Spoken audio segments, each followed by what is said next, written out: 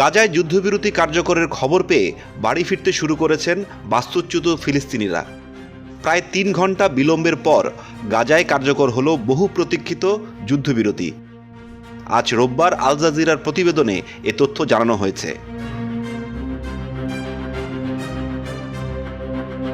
ইসরায়েলের প্রধানমন্ত্রীর কার্যালয় ঘোষণা করেছে যে স্থানীয় সময় সকাল 11:15 গাজায় হামাসের সঙ্গে যুদ্ধবিরতি শুরু হয়েছে। যদিও যুদ্ধবিরতি কার্যকর হওয়ার কথা ছিল সকাল 8:30টায়, তবে এই সময়ের পর গাজায় হামলা চালায় ইসরায়েল। হামলায় অন্তত 10 ফিলিস্তিনি নিহত হয়েছে।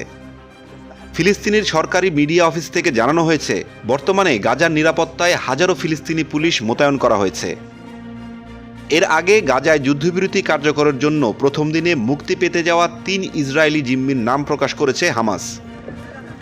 এদিকে গাজায় যুদ্ধবিরতি চুক্তির বিরোধিতা করে ইসরায়েলের কট্টর ডানপন্থী জাতীয় নিরাপত্তা বিষয়ক মন্ত্রী ইতামার বেন গাভির পদত্যাগ করেছেন।